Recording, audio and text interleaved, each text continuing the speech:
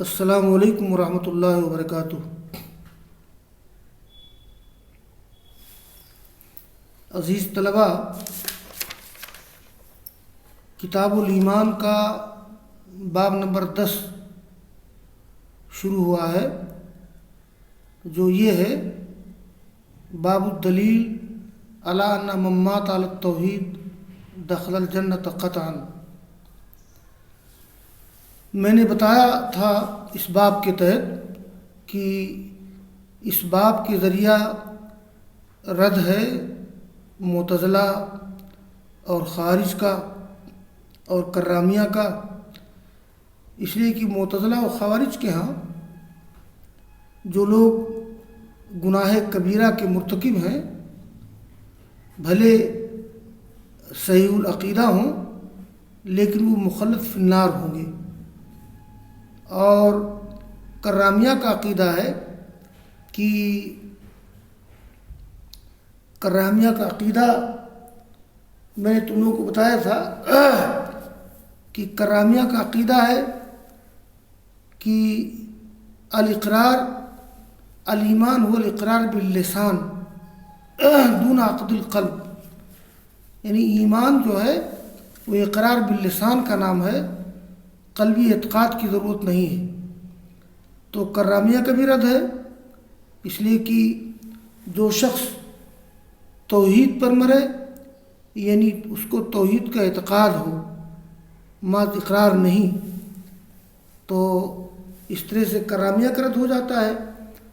میں نے ذکر کیا تھا کہ ان احادیث سے بظاہر مرجیہ کی تائید ہو سکتی ہے، یا مرجیہ فرقہ مرجیہ کے لوگ استدلال کر سکتے ہیں، لیکن یہی باب نہیں ہے، یہ باب ہے اور دوسرے ابواب جن سے معلوم ہوتا ہے کہ جو لوگ گناہ کبیرہ کا ارتکاب کریں گے اللہ تعالیٰ ان کو جہنم میں داخل کرے گا، اگرچہ بعد میں جہنم سے نکال دے گا۔ تو اقرار باللسان کافی نہیں ہے، یا جیسا کہ مرجیہ کہتے ہیں، بے مرجیہ کا عقیدہ یہ ہے کہ ایمان صرف تصدیق بالقلب کا نام ہے، الایمان ہو تصدیق بالقلب، تو قلبی تصدیق کا نام ایمان ہے، اس میں کوئی شبہ نہیں کہ قلبی تصدیق کی وجہ سے کسی شخص کو بعد میں جہنم سے نجات ملے گی، لیکن اس کو جہنم میں داخل ہونا پڑے گا۔ تو ضروری یہ ہوتا ہے کہ قرآن کریم کی تمام آیات اور تمام احادیث کو سامنے رکھا جائے، اور یہی کام کیا ہے اہل سنہ والجماعہ نے۔ تو یہ بات آ چکی تھی یہاں تک۔ اب آج کی جو حدیث ہم پڑھا رہے ہیں وہ یہ ہے۔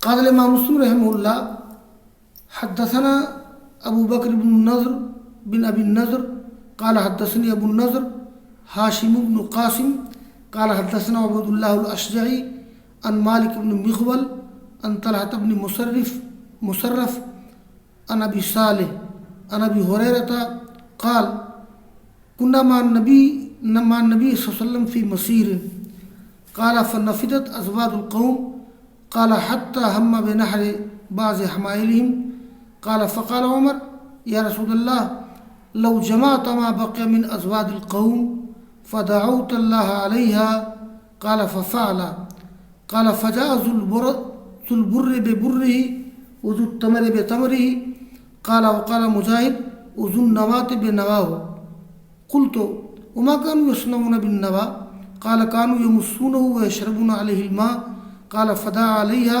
حتى ملأ القوم أزودتهم قال فقال عند ذلك أشهد أن لا إله إلا الله وأني رسول الله لا يلقى الله بهما عبد غير شاك فيهما إلا دخل الجنة۔ اس میں ایک بڑا قصہ اور بڑا واقعہ ذکر کیا گیا ہے۔ ابو ہریرہ رضی اللہ تعالیٰ عنہ کہتے ہیں کہ ہم ایک سفر میں رسول اللہ صلی اللہ علیہ وسلم کے ساتھ تھے۔ یہ سفر غزوہ تبوک کا سفر تھا، جیسا کہ آگے والے حدیث سے معلوم ہوتا ہے غزوہ تبوک جو سن 9 ہجری میں فتح مکہ کے بعد پیش آیا ہے، اس غزوے کا سفر تھا۔ تو ہم لوگ رسول اللہ صلی اللہ علیہ وسلم کے ساتھ ایک سفر میں تھے۔ ابو ہریرہ کہتے ہیں تو لوگوں کے کھانے پینے کے سامان ختم ہو گئے۔ فنفدت ازواد القوم، ازواد واحد زاد، کھانے پینے کا سامان۔ تو ابو ہریرہ کہتے ہیں کہ یہاں تک کہ بعض لوگوں نے اپنے اونٹوں کے ذبح کرنے کا ارادہ کر لیا۔ حمائل واحد حمالتن و حمیلتن، بار بردار اونٹ۔ تو یہاں تک کہ لوگوں نے ارادہ کر لیا اپنے اونٹوں کی ذبح کرنے کا۔ تو ابو ہریرہ کہتے ہیں کہ عمر فاروق نے کہا کہ اللہ کے رسول، اگر لوگ اونٹ نہ ذبح کریں تو بہتر ہے، آگے اس کی تفصیل آ رہی ہے، اچھا ہوتا کہ آپ اکٹھا کرواتے جو کچھ باقی لوگوں کے پاس کھانے پینے کے سامان، آپ ان پر دعا کر دیتے۔ تو ابو ہریرہ کہتے ہیں کہ لوگوں نے آپ نے ایسے ہی کیا۔ تو لایا گیہوں والا گیہوں، کھجور والا کھجور۔ راوی نے بیان کیا کہ مجاہد کہتے ہیں کہ گٹھلی والا اپنی گٹھلی لایا۔ تو میں نے کہا کہ لوگ کیا کرتے تھے گٹھلی سے، مطلب کھجور کھانے کے بعد گٹھلیاں رکھ لیتے تھے۔ تو ابو ہریرہ کہتے ہیں کہ لوگ اس کو چوستے تھے، اس پر پانی پی لیتے تھے، کچھ تسلی ہو جاتی تھی۔ تو ابو ہریرہ کہتے ہیں کہ آپ نے ان پر دعا کی، یہاں تک کہ لوگوں نے اپنے سامان بھر لیے، اپنے کھانے پینے کے سامان بھر لیے، اور اللہ نے برکت دی، یعنی معجزہ ہوا۔ قال فقال عند ذلك، تو آپ نے اس وقت کیا فرمایا؟ آپ نے کہا کہ اشہد ان لا الہ الا اللہ وانی رسول اللہ، میں گواہی دیتا ہوں کہ اللہ کے علاوہ کوئی معبود نہیں اور میں اللہ کا رسول ہوں۔ کوئی بھی بندہ ان دونوں کی اقرار کے ساتھ جب اللہ سے ملے گا اور ان دونوں کے بارے میں شک کرنے والا نہیں ہوگا، یعنی مطلب یہ ہے کہ توحید رسالت کا اعتقاد ضروری ہے۔ اللہ تعالیٰ سے ملے توحید رسالت کی اقرار کے ساتھ تو جنت میں داخل ہوگا۔ تو یہ جو ہے جو باب کا عنوان ہے کہ من مات علی التوحید دخل الجنہ قطعا، یہاں وہی بات ہو جائے گی، وہ جنت میں داخل ہوگا یا تو پہلے پہل۔ میں ذکر کر چکا ہوں کہ اگر ایسا مومن صادق ہے جس کی نیکیاں زیادہ اور برائیاں کم ہیں تو پہلے پہلے جنت میں داخل ہوگا، اور اگر اس کی برائیاں زیادہ ہیں نیکیاں کم ہیں یا دونوں برابر ہیں تو اللہ تعالیٰ انہیں بعد میں جنت میں داخل کرے گا۔ تو الا دخل الجنہ اولا او متاخرا، یعنی المراد بدخول الجنہ اما اولا او متاخرا۔ اور آگے کی روایت ہے، قال امام مسلم رحمہ اللہ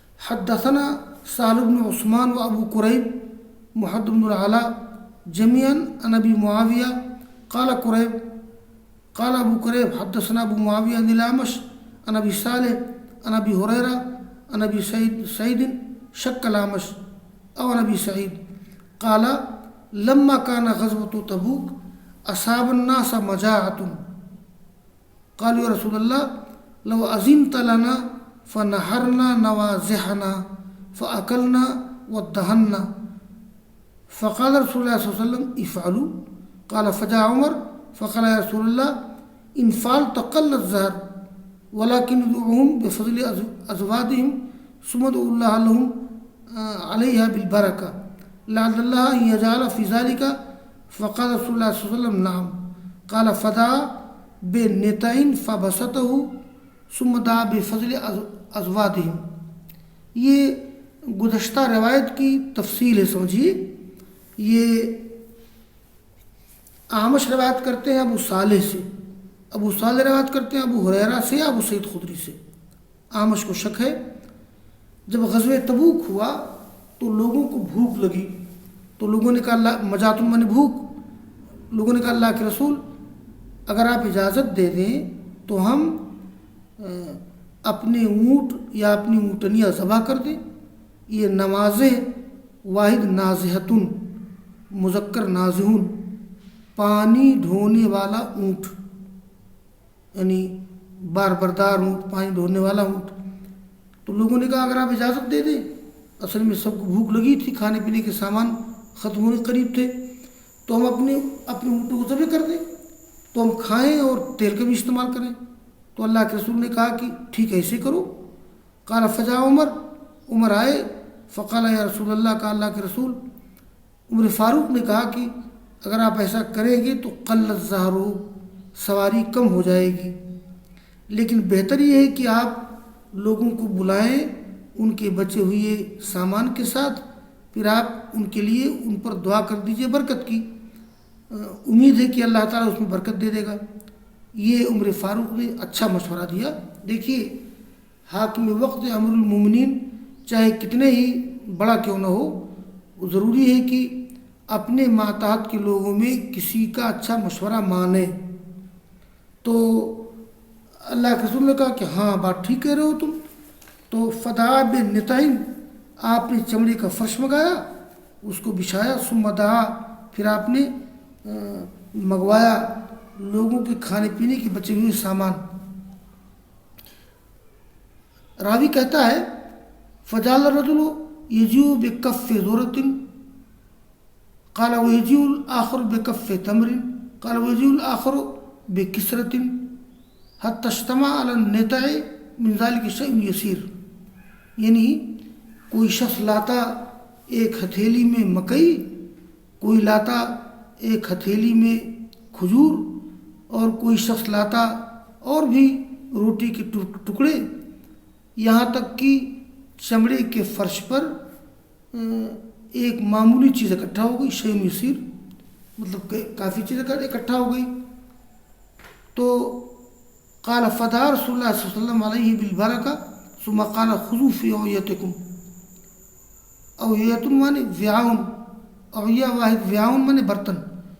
تو آپ نے دعا کی ان پر برکت کی, اور پھر آپ نے کہا کہ اے لوگو تم لے لو اپنے برتنوں میں, اپنے جھولے میں, اپنے برتنوں میں. تو فاخذوا فی اوعیتہم, تو لوگوں نے لے لیا کھانے پینے کے سامان لے لیے اپنے برتنوں میں. حتی ما ترکوا فی العسکر وعاء, یہاں تک کہ نہیں چھوڑا فوج میں سے کسی نے بھی کوئی برتن مگر بھر لیا. ہزاروں کی تعداد میں لوگ تھے, تو سب لوگوں نے اپنے اپنے برتن کھانے سے بھر لیے. لوگوں نے کھایا یہاں تک کہ آسودہ ہو گئے. وہ فضلت کچھ بچ بھی گیا. تو اللہ کے رسول نے فرمایا, اس موقع پہ آپ نے کہا تھا اشہد اللہ الہ الا اللہ وانی رسول اللہ لا الہ الا اللہ بہم عبد غیر شاک فیحجبان عن الجنہ. یعنی میں گواہی دیتا ہوں کہ اللہ کے علاوہ کوئی معبود نہیں اور محمد اللہ کے رسول ہے. کوئی بندہ بھی اللہ سے جب بھی ملے گا اور شک کرنے والا نہ ہو, یعنی اس کو توحید و رسالت کا اعتقاد ہو, ماں زبان سے اقرار کافی نہیں ہے, تو ایسا نہیں ہوگا کہ اس کو روک دیا جائے جنت سے. تو نہیں ملے گا اللہ تعالیٰ سے ان دونوں کے اعتقاد کے ساتھ کوئی بندہ جس میں شک کرنے والا ہو کہ اس کو روک دیا جائے جنت سے. یعنی اس کو جنت میں داخل کیا جائے گا, یا تو اولاً داخل کیا جائے گا پہل یا بعد میں داخل کیا جائے گا. آگے کی روایت میں اور تفصیل ہے کہ یہ جو کہا گیا کہ جو مر گیا توحید پر, توحید کا مطلب ہے کہ قلبی اعتقاد کے ساتھ, تو توحید کا اقرار, رسالت کا اقرار, اور بھی جن چیزوں کا اقرار کرنا ہے سب کو اقرار ضروری ہے, اعتقاد ضروری ہے. دیکھیے آگے کی روایت میں ہے قال امام مسلم رحمہ اللہ حدثنا داؤد بن رشید قال حدثنا الولید یعنی ابن مسلم عن ابن جابر قال حدثني عمیر بن ہانی قال حدثني جنادۃ بن ابی امیہ قال حدثنا عباد بن الصامت قال قال رسول اللہ صلی اللہ علیہ وسلم من قال اشهد ان لا اله الا الله وحده لا شريك له وأن محمدا عبده ورسوله وأن عيسى عبد الله وابن أمته وكلمته ألقاها إلى مريم وروح منه وأن الجنة حق وأن النار حق أدخله الله من أي أبواب الجنة الثمانية الشاء. مطلب یہ ہوا کہ توحید کی اقرار کے ساتھ ساتھ رسالت کے اقرار اور جتنے اعتقادی امور ہیں ان تمام اعتقادی امور کو اقرار ضروری ہے. اس روایت سے معلوم ہوتا ہے کہ آپ نے فرمایا جس نے کہا کہ میں گواہی دیتا ہوں کہ اللہ کے علاوہ کوئی معبود نہیں، اس کا کوئی شریک نہیں، محمد اللہ اس کے بندے اس کے رسول ہیں، اور ایک عیسیٰ اللہ کے بندے اور اس کی لونڈی اس کی بندی کے لڑکے ہیں، اور اس کا کلمہ ہے جن کو ڈالا تھا مریم کی طرف، ان کی طرف سے روح ہیں، اور ایک جنت حق ہے جہنم حق ہے. تو اگر کوئی شخص مرے اور اس کو ان تمام چیزوں کا اعتقاد ہو تو اللہ تعالیٰ اس کو داخل کرے گا جنت کے 8 دروازوں میں سے جس دروازے سے بھی چاہے گا. آگے کی روایت بھی اسی معنی میں ہے. قال امام مسلم رحمہ اللہ حدثني احمد بن ابراہیم الدورقی قال حدثنا مبشر بن اسماعیل عن الاوزاعی عن عمیر بن ہانی في هذا الاسناد بمثله غیر انه قال ادخله الله الجنة على ما كان من عمل. على ما كان من عمل کا مطلب ہے على ما كان من عمل صالح او غیر صالح. اللہ اس کو جنت میں داخل کرے گا اس کا جو بھی عمل ہو. اگر کوئی شخص مرا ان تمام چیزوں کا اعتقاد کرتے ہوئے جو عقیدے میں داخل ہیں اللہ تعالیٰ ان کو جنت میں داخل کرے گا. اس کا جو بھی عمل ہو، دنیا میں اچھا مل رہا ہو برا مل رہا ہو، اگر اچھا مل رہا ہے تو اللہ تعالیٰ اس کو اول بھالا میں داخل کرے گا، اگر برا مل رہا ہے تو جہنم میں داخل کرے گا، پھر جہنم سے نکال کے جنت میں داخل کرے گا. یا علامہ کان من عمل قلیل و کثیر، اس کا جو بھی عمل ہو کم یا زیادہ اللہ اس کو جنت میں داخل کرے گا، یا تو پہلے یا بعد میں. تو اس سند کے ساتھ جو حدیث امام مسلم نے ذکر کی ہے اس میں یہ ٹکڑا نہیں ہے من ای ابواب الجنت الثمانیۃ الشاء. بس واخر دعوانا ان الحمد للہ رب العالمین.